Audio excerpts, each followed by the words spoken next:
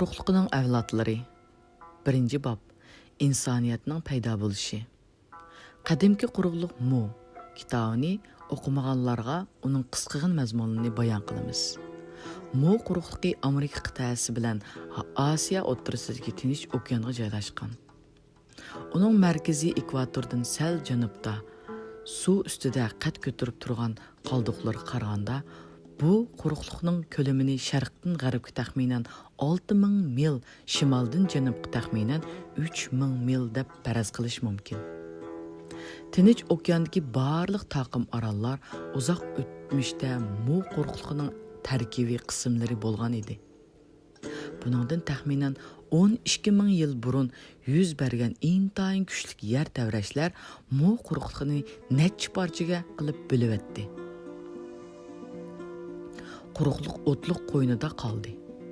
Shuning bilan Tinch okean suyi bu intayin buyuk madaniyat yaratgan quruqliqning va 60 million odamning qabrgohiga aylandi. Tinch okeaniga tarqalgan Pasxa, Tahiti, Samoa, Koka, Tonga, Marshall orollari, Gilbert, Karolin, Marion, Hawaii va Markez qatorliq taqim orollar ün-tinsiz qabrgohning oldidagi jesakchilarni asıltadigan bu intayin cho'ng quruqliqning qoldiqlaridir. Mu quruqliqning mavjud bo'lganligi tovandikilar bilan isbotlanadi.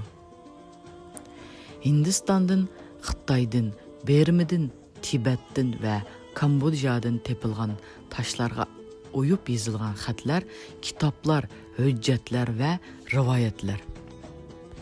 Yucatan yerim orollaridan Markaziy Amerika qit'asidan tepilgan qadimki kitoblar, yiziqlar, mayalarning ramzlari va rivoyatlari.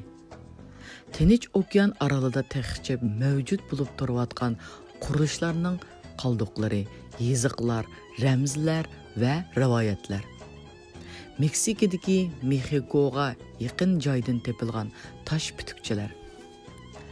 Shimoliy Amerika qit'asining g'arbidagi tosh g'arlarda yashagan ibtidoiy odamlarning yiziqlari. Qadimki Yunon faylasuflarining asarlari. Qadimki Misrliklarning asarlari va yiziqlari. Butkul dunyo xalqlarida saqlanayotgan rivoyatlar.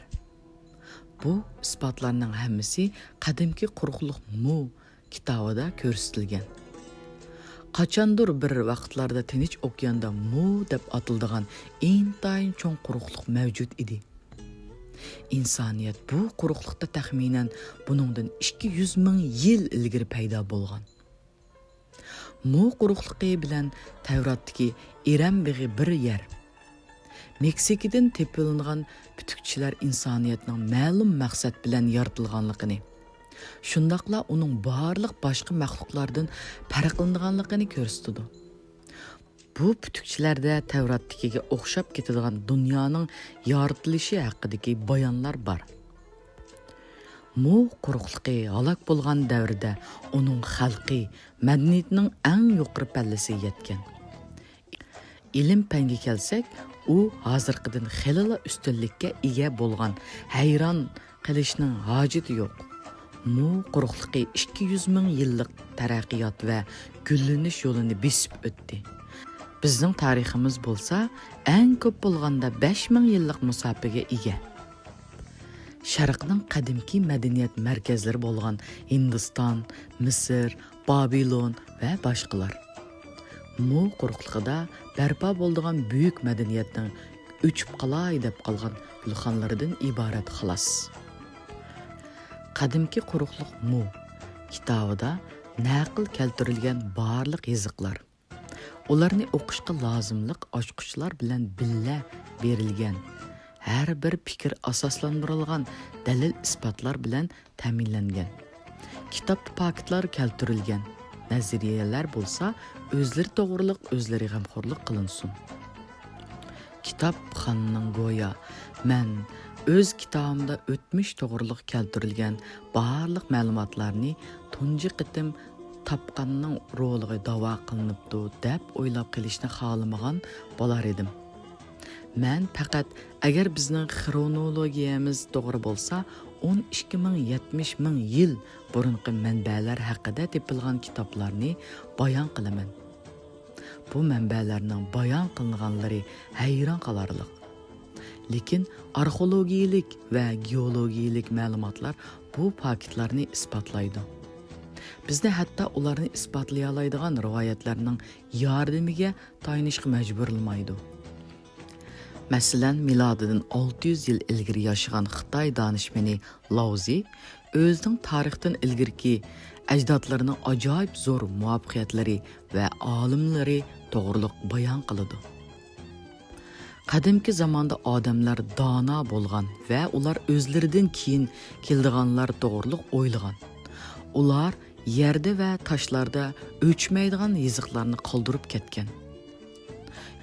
Pilo tarixining bayon qilinishiga qaraganda, bu to'g'riliq Yunonlik Solonga Misrning Sais shahridagi kahin Sokifis so'zlab bergan.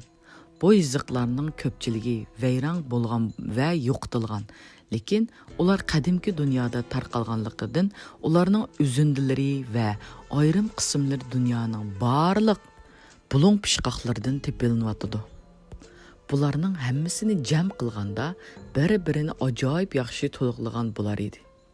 Hamda zimindagi eng dastlabki buyuk madaniyatning hayron qolardiq tepishmoqlarini tepish uchun yo'l bo'lib xizmat qiladi. Men 50 yil davomida ko'plagan uzuntilarni izlab to'pladim va ularni bir-biriga kirishtirib, yoritilish va insoniyat haqidagi qiziqarli tarixning muqaddimasini asli keltirdim. Mendan keyingilarning uni oyoqlashtirishni umid qilaman. Qadimiy yodikorliklar. İnsanlarning aslidagi vatani bo'lgan mu quruqligiga bevosita bog'liq bo'lgan yodikorliklar favqulodda kam uchraydi. Oxirgi bir necha yil ichida menga faqat bir qitimla bar yo'qi 2 buyumni tepish va ularning mu quruqligi bilan zich aloqador ekanligini aniqlash mumkin bo'ldi. Ularning har ikkilisi tuchdan ishlangan allegoriyalik haykallardan iborat.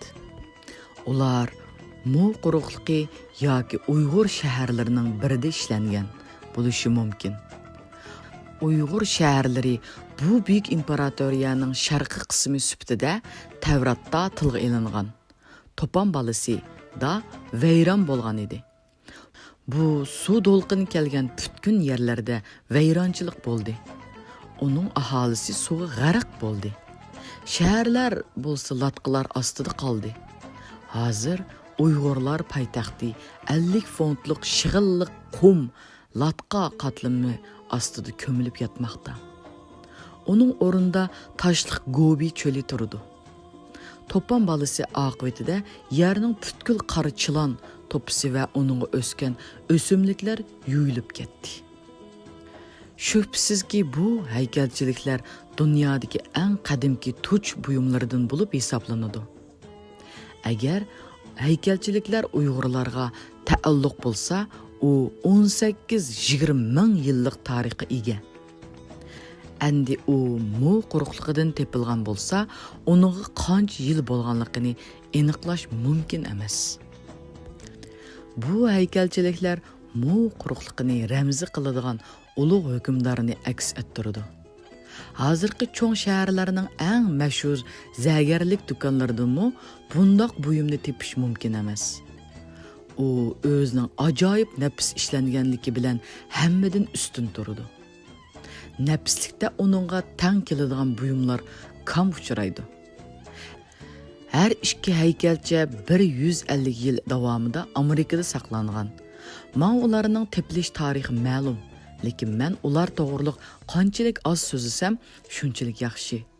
Chunki ularni olgan sharqi diyorda bu haykallar so'zsiz muqaddas narsa sifatida alohida hurmatlanadi. Britaniya muzeyida Uyg'urlarga taalluq bo'lgan 2 dona savlijon huquq tayiqi saqlanmoqda. Ular shubsiz Mu imperatoriyasi halok bo'lguncha yasalgan. Mu quruqligida 10 qabila yashagan. Ularning vakillari orasidagi ochiq tashqi farqlarga qaramay, bu qabilalarning tillari ancha farqlanmaydi. Faqatla turmush odatlarida ozgina farq bor edi. Ularning yiziqlarida bo'lsa, farq xilli bor. Mu quruqliqidagi har bir qabila o'z tavasida yashaydi. Bir necha qabila yangi yerlarni o'zlashtirishga ishtirok qilganda, ular uchirganlar yerga o'rinlashmaydi. Har bir xalqning vakillari ayrim yerni egallaydi va xuddi mu quruqliqidagi ajdodlarga o'xshash o'z shaharlarini solatdi. Qabilalar qo'shni bo'lib o'rnashadi. Demak, ularning mamlakatlari bir butun qurilmani tashkil qiladi. Mundaq degandala ayrim yashash shakli vaqtning o'tishi bilan texmi kuchayib, oxirida qabilalar har xil xalqlarga aylandi. Tildagi farqlarmi bargan sari ro'shanlashishga boshladi.